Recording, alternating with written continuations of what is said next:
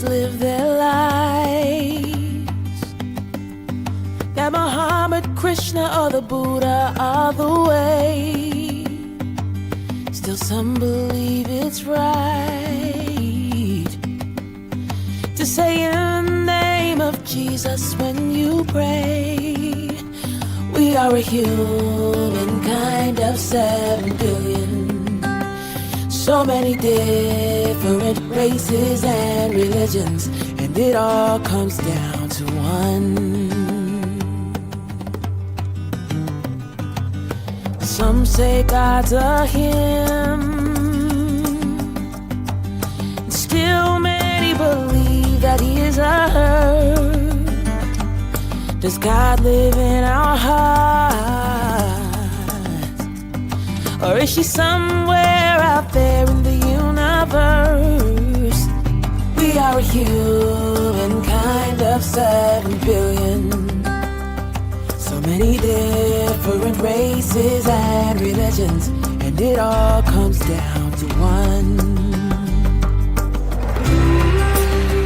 How far will we have to go before we learn the lesson? Gandhi was a Hindu, Martin Luther King a Christian. Regardless of religion, they knew love was the mission, and it all comes down to one.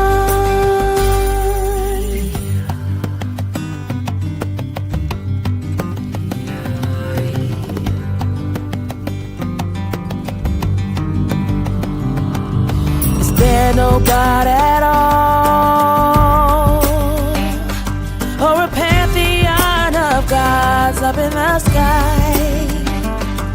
We can heal our broken heart if we give up the desire to be right.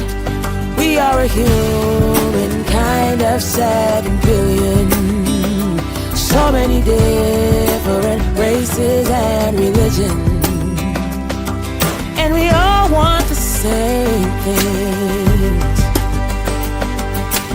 health, love, prosperity, and peace. Tolerance is the seed, and the gift of your acceptance is the tree. We are a humankind of 7 billion, so many different races and religions, and it all comes down to one.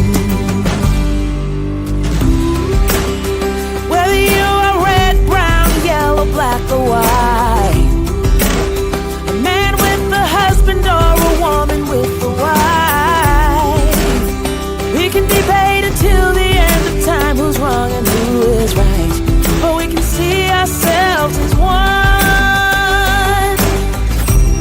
'cause it all comes down to love.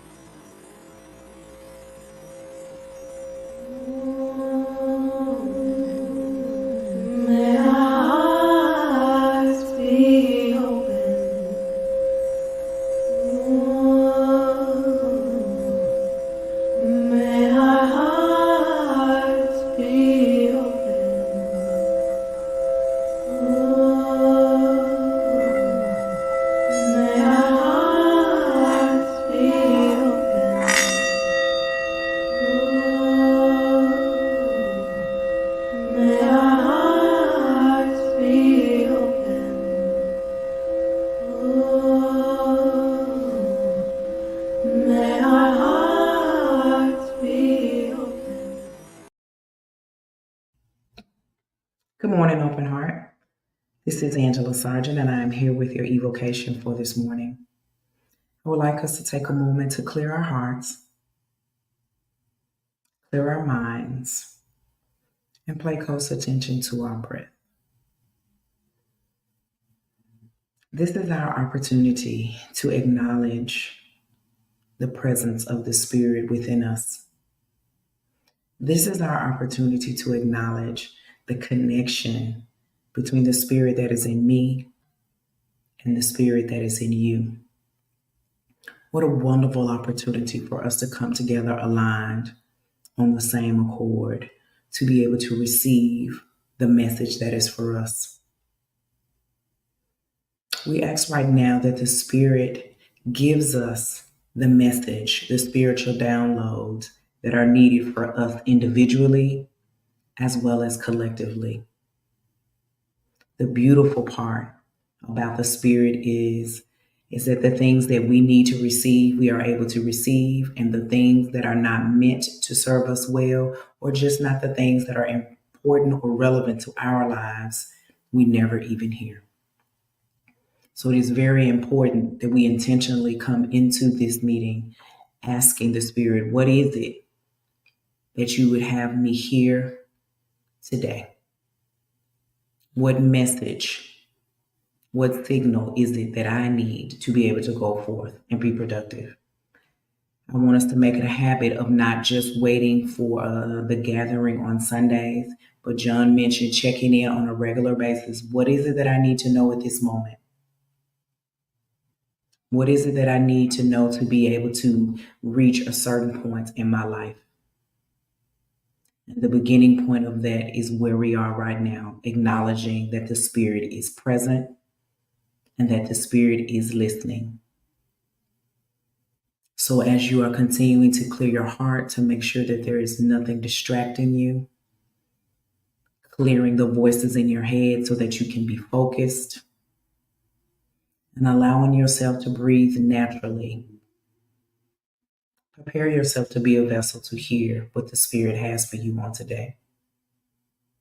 We are so grateful for this opportunity, and we are so grateful for this knowledge and knowing that we should acknowledge and we should honor the Spirit's presence in our lives, not just now, but every day. So I speak a blessing over each and every one of you that can hear me at this time. And I pray that you intentionally tap in to receive whatever it is you need to receive so that you can continue to show up as your higher self. The Spirit is listening. Are you? Ashe, Ashe, Ashe.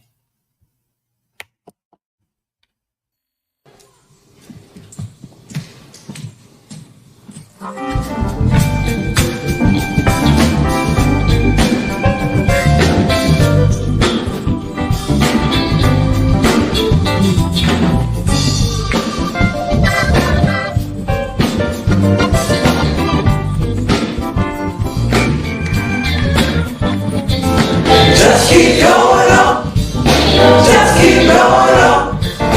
Just keep going on. Just keep going on. You take every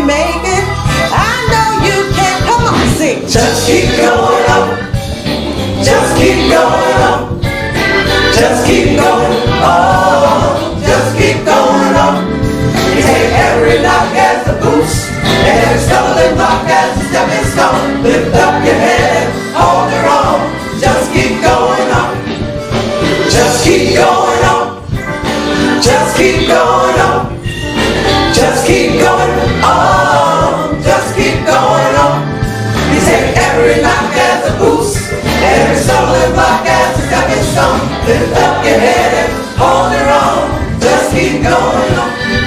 It's time to come together. The past is in the past. We all can be more loving. It's the only thing that lasts.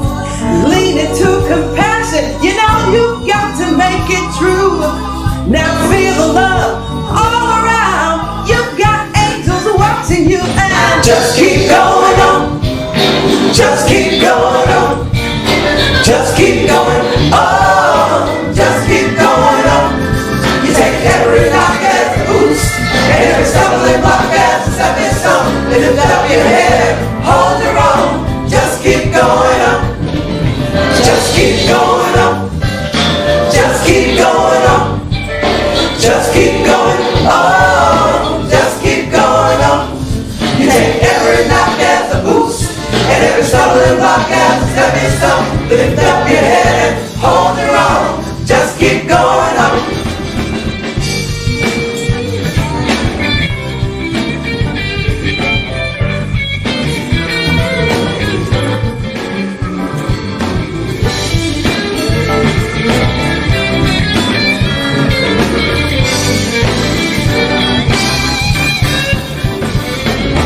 Just keep going on. Just keep going on. Just keep going on. Just keep going on.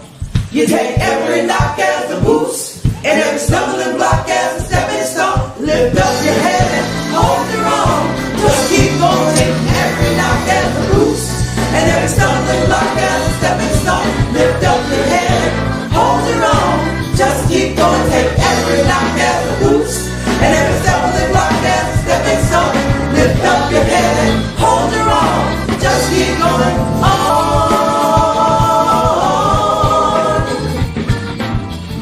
Keep going on.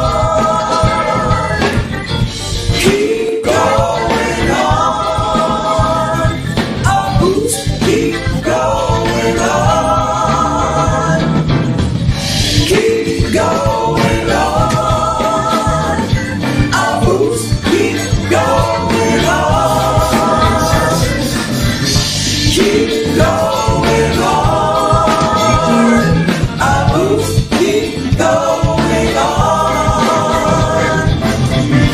Keep going on.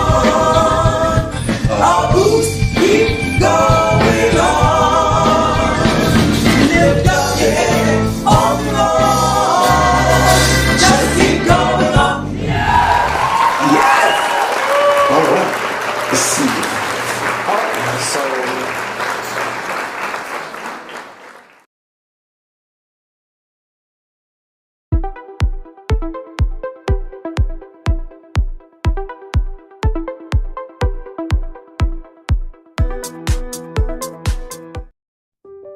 What comes from the heart reaches the heart.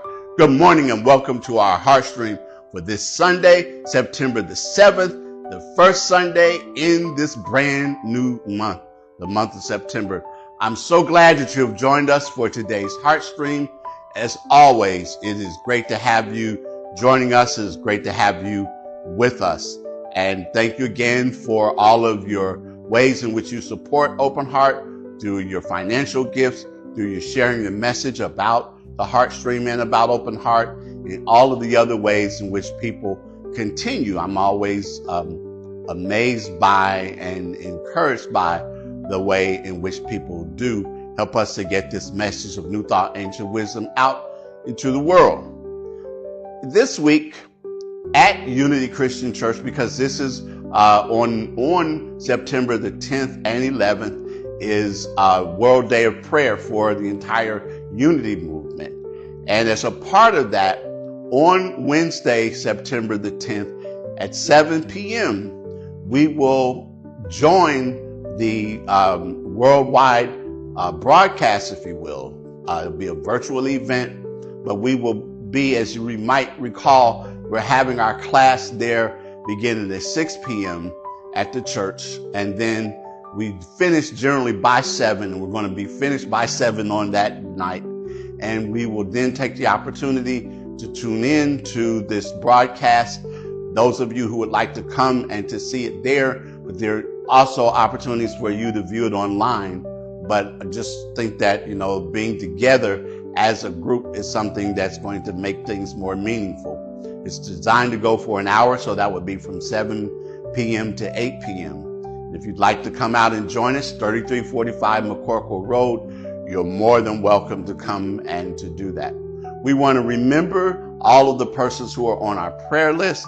We want to remember all of you. We want to remember our world and particularly our country right now. We know there's so many things that are occupying our minds and things that are stressing us out, which is one of the reasons why I decided to use today to talk about being too stressed to be blessed, and how we can turn that around so that we really truly embody the expression that a lot of people use, that I'm too blessed to be stressed. So again, welcome to our Heartstream. I'm so glad that you have joined us, and I greet you. I bless you. I see God in you.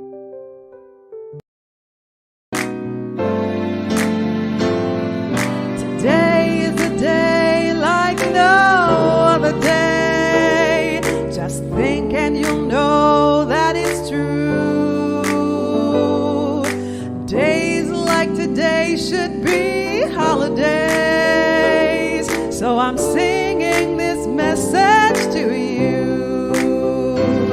Happy birthday to you. Happy birthday to you. Happy birthday to you. Just have a happy day. There are several ways to give to Open Heart: through our Cash App at OHSC901, online at OHSC901.com, or text the word GIVE to 615-422-4290. A powerful way to start or continue your day is with our daily prayer call. Each morning at 8 a.m. Central Time, a prayer team member provides an inspirational reading and an affirmative prayer. Join us at 901-586-8755. Hey, if you're in the Memphis area, each week you're invited to come out to Unity Christian Church, 3345 McCorkle Road, to join us for our Sunday celebration.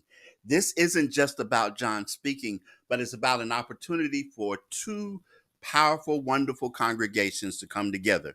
That's right, because we have people from Open Heart who join in singing, who work as platform assistants, and other things that happen on those Sundays. And if you're here, it's an opportunity for you to come out and to share with us. If you're not able to be here in person, you can always stream with us at Unity Christian Church, both on the Facebook page and on the YouTube channel. Hope to see you soon.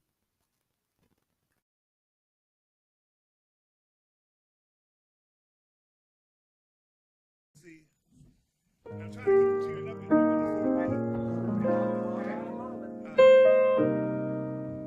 I've been through so much in my life. I wish I had enough time to just tell you everything, but I don't. God has been good to me. He's been better to me than I've been to my own self. So for that, I'm blessed.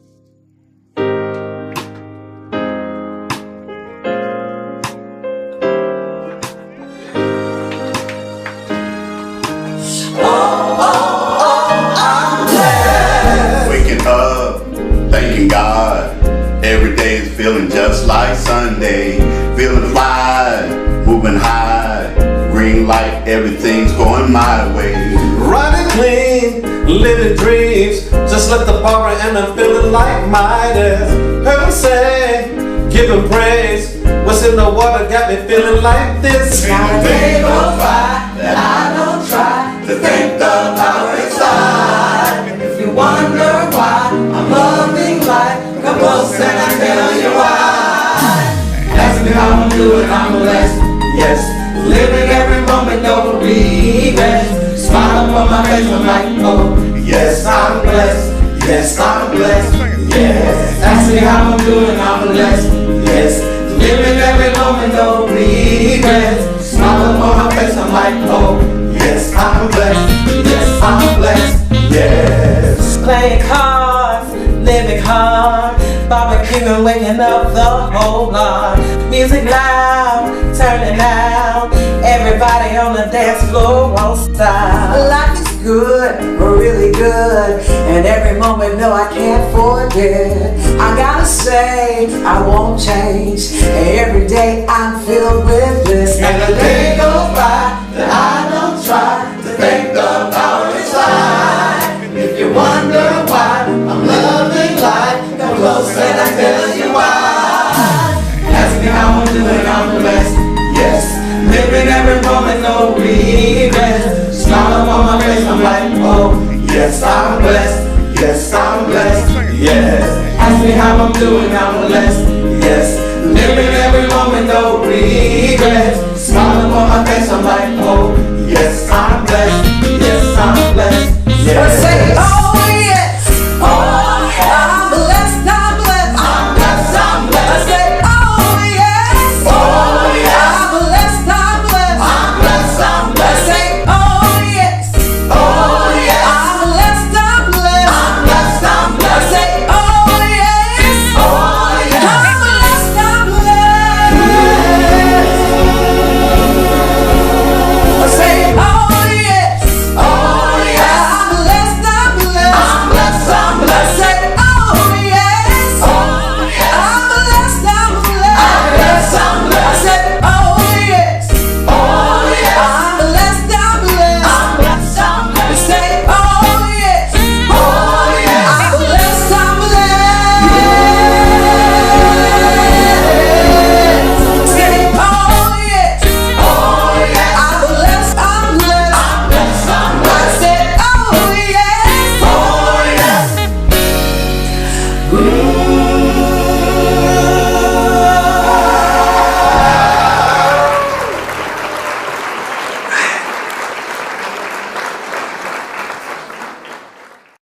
Too stressed to be blessed.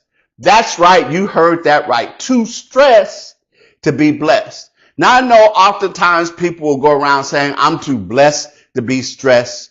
But let's face it, oftentimes we find ourselves in a situation where that's not quite an apt description.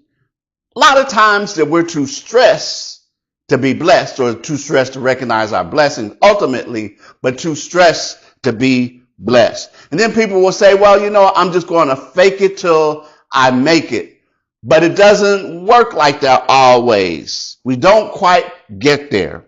And because of that, the feelings that we repress cause us to be stressed, which leads us into mess that makes us distressed. And then when we're too stressed to be blessed, we're not at our best. Here we are today talking about this, that when we find ourselves stressed, it can be because we are subject to what we hold in our mind and body, to what's in us. I can remember being with a friend of mine. We were sitting in his den watching television when his younger daughter came in the room, and she stomped her foot. She was pouting. She had her lip poked out, and she was like, And he said, what's the matter, baby? And as he was asking her that question, her older sister walked into the room, and she pointed at her and said, she made me mad. Her father kind of took a step back for a moment, and then he said, well, baby, you know, just think about it for a moment. Just look at it like this. She can't make you mad. You can only be mad if there's mad already in you. And he went on to explain that principle and that process to her. But the thing of it is that very often we find ourselves in a similar situation because it's what's in us that comes out in these situations and circumstances. We can be like that. We like to point to things like it's that job, it's that boss, it's that family member, it's that boyfriend, that girlfriend, that husband or wife or spouse, significant other. It's the Republicans, it's the Democrats, it's the gay bashers, it's the people who are always firing stuff and doing things, it's the racists, We could go on and on and on and on. We can point to all kinds of things externally, all kinds of things outside of us and say that they are the cause. They are what's stressing us out. But ultimately, we are subject only to what we hold in mind. See, whatever we are holding within us, just like the example of having mad in us, we can't be stressed out if there's not stress already in us. Stress often comes when life feels out of order, when demands and fears and worries scatter our energy. Stress is a signal that something in our inner house is out of order. And we're talking about order this month. We're talking about life balance this month. But a lot of times we'll say, I really don't want to be stressed. I don't want to be stressed. No, not me. So we'll try things. We'll do acupuncture and Reiki and massage and meditation and Tai Chi, drinking green tea 3 times a day, yoga, doing our asanas, doing all of the things that we need to do, we feel like we need to do not to be stressed. And then what happens though is that sometimes, and I'm not saying necessarily you, but what can happen, because it can be you, it can be me, it can be us, that we realize that ultimately one of the ways and one of the reasons why it becomes difficult to let go of stress is because there's a payoff. There's a payoff to being stressed. Because sometimes people want to hold on to stress because it makes us the victim. And while people will say, well, ain't no way I want to be a victim, there ultimately is a payoff to being a victim. I remember a number of years ago, I had a friend to call me and ask me if I could talk with their nephew who had not that long before then moved to Memphis, and that this nephew was having a hard time at work. Things that the boss was doing to him had him really stressed out and had him really just caught up in a chaotic situation. So I agreed to talk with him. We made contact with one another. We decided that we would get together for lunch. And as we sat down at lunch, we started talking, and he started telling me about all of the things that his boss had been doing and saying, things that were happening to him at work. And so as I listened to him and I asked him and talked to him about his experience and about his skills, and I thought that there was maybe some things I might be able to do to help him. So I asked him if he would forward me his resume and I would, get to work and do what it was that I felt like I could do to help him. And sure enough, there were some job openings that some people that I knew had sent to me, and there were other people that I knew that worked in the particular field that he was in that I sent that resume off to, and there were some people that were actually interested. And so after a few days, I didn't hear anything from him. So I got back in touch with him and I asked, well, did you get the information that I sent to you? And he said, yes, but let me tell you what my boss did today. Let me tell you what he did. And then as we were talking again, he was telling me about all of the things that his boss was doing. And as we continued to talk after that, several different times, I was asking him, have you taken action on the referrals and the things that I've given you? And again, he would talk about what his boss was doing. And it finally dawned on me that he wasn't really that interested in a change in his situation. He really needed something to complain about and somebody to listen to his complaints. Because you see, what I recognized about him was the fact that when he was in this situation, when he was complaining about the boss and the things that were happening to him, he was playing victim. But that victim had a payoff. That victimhood had a payoff for him because it had his friends and his family thinking, oh, it's, they had their attention on him and he was the center of attention for them. And everybody was checking on him, trying to make sure that he was okay. And somehow I know that for him, that felt good. That reinforced feelings for him. So he was caught up in playing the victim. And I know that sometimes when we say that we want to get out of situations, we have to let go. We have to understand that. But we also have to look at what's the payoff for us and whether we're really willing to give those things up, give that payoff up to move into the situation and the change that we want to be. Am I willing to let go? And if so, there's a process that I'd like to suggest, because the process of letting go, the process of surrender, if you will, the process of affirming divine order is really actually very simple. That we're not slipping when we do this. We're not slipping into chaos. We're making room for order to restore harmony. And there are 3 steps. The first is to notice what feels chaotic. To notice what feels chaotic. The second is to name the stress. Here, this is the important part, without judgment. To name the stress without judgment. And then the third step is to nest back into divine order, affirming God's perfect pattern in the midst of it. When we become aware of our negative feelings, and when we let them come up without judging them, without saying, I shouldn't feel this way, or it shouldn't be that way, to just be in our feelings for a moment, to just sit there for a moment and let whatever comes up, come up, let it arise, not get attached to them, not hold on to them, but let them to come out without judging them.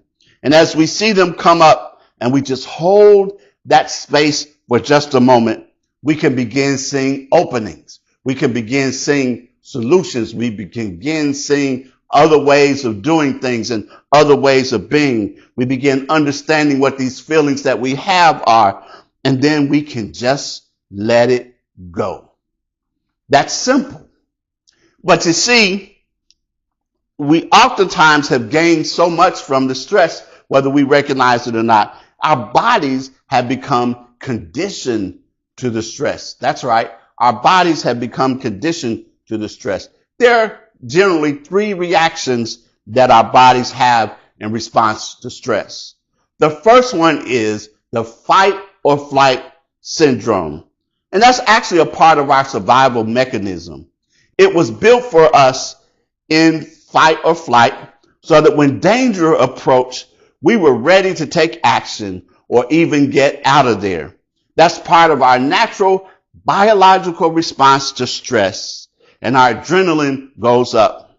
It can cause us, though, to become adrenaline junkies, constantly in a state of stress, constantly walking around waiting for the next thing to get us riled up, waiting for us to launch into selective outrage. You know, those people who go around talking about that they're a type A personality. That's just who I am. I'm a type A personality. They have a grind mentality. I know Memphis is the city of grit and grind, but for them, it's just grind and grind and grind and that. And, you know, people like that who even they get so addicted to this stress, so addicted to this adrenaline that, you know, even if you were to send them on vacation, they couldn't relax. They couldn't be happy. They couldn't have a good time because they feel guilty about being away from their responsibilities. Some of them will even try and pump themselves up. I'm going to have a good time. I'm going to have a good time. I'm going to have a good time. The second way are the resistance folks. Yeah, resistance. The cortisol in our body is excreted and it gets our adrenaline going to insulate us from stress. And I was reading about this, and this is really kind of interesting, kind of fascinating. Their bodies are trying to insulate them from stress. And this is people that will have swollen ankles and joints because of water retention. They'll work all week under stress. And then on the weekend, they find themselves going to the bathroom all the time because they're getting rid of all of that water that is built up. But they will also notice that they've had some aches and pains and that they've tried to push through during the week because their body was insulating itself from all of the stress and everything else that was happening. And then the third way in which our bodies oftentimes deal with stress and we continue to have stress rather than trying to insulate ourselves, rather than being on that adrenaline high, people find that because it's overproducing, our bodies start to shut down. There are different problems and different things that happen because of stress. So that's when things like high blood pressure and the heart problems and the liver and kidney problems come, because the body is constantly stuck. It's much like having a car in first gear and revving up the engine and driving 80 miles an hour while you're still stuck in first gear. Because ultimately, we know something's going to break down. And those are the people running around talking about how tired they are, how exhausted they are all the time, because their bodies have been stuck in overdrive. And again, the connection that we make in our teaching is that our minds create our experiences. But it also affects our health.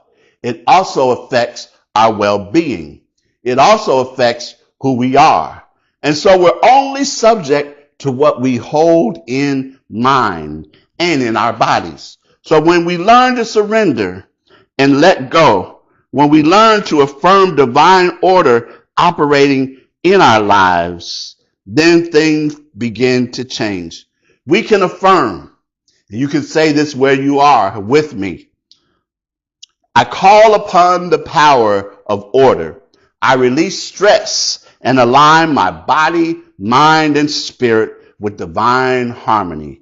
In God's order, I am balanced, blessed, and at peace. Ecclesiastes chapter 3, verse 1 reminds us, for everything there is a season and a time for every purpose under heaven. God's order is expressed in divine timing. Stress comes when we resist the flow. Emma Curtis Hopkins reminds us that God's law is perfect order. To affirm divine order is to invite the soul to rest and the body to heal. We all know this. We do. We inherently know this, but often we can find ourselves still not quite getting it, not quite getting there. It reminds me of a Norman Rockwell painting that I saw many years ago that has stuck with me. Go with me, if you will. In this painting, we see that it's in a city, a major metropolitan city in the downtown area. And there on the street, we can see the steps leading up to a big stone church. And standing at the top of the steps by the front doors of the church is the pastor. He's got glasses on. He's got his robe, and you can see his clergy collar. In one hand, he has his Bible. In the other hand, he has his manuscript. And there, very close to the pastor, is the sexton of the church. And you could tell he had just finished placing on the signboard the title of the day's message. And that title was simply this: Lift Up Thine Eyes. And then down there on the street, walking past the church, was a crowd of people. In that crowd, there were white people and black people, young and old, tall and short. Some had on suits and dresses. Others had on work clothes. Children had on their play clothes and all of that. They were all walking by. They were all different from different backgrounds and everything else. But there was one thing that they had, which was the same. They were all walking by with their heads down. All walking by with their heads down. And because they were walking by with their heads down, they missed the message, lift up thine eyes. Because of that, they missed it. And so often, that is what we do in life. That when we get so consumed and so caught up with what is going on with us and within us, we miss the message that can help us. See, stress keeps us disordered, looking down. Order lifts our gaze back up to spirit, arranging our focus rightly. Order is the power that lifts our eyes from the mess to the message, from the stress to the blessings. We get so caught up in our problems. We get so caught up in our stress. We get so caught up in our mess. We get so caught up in our distress.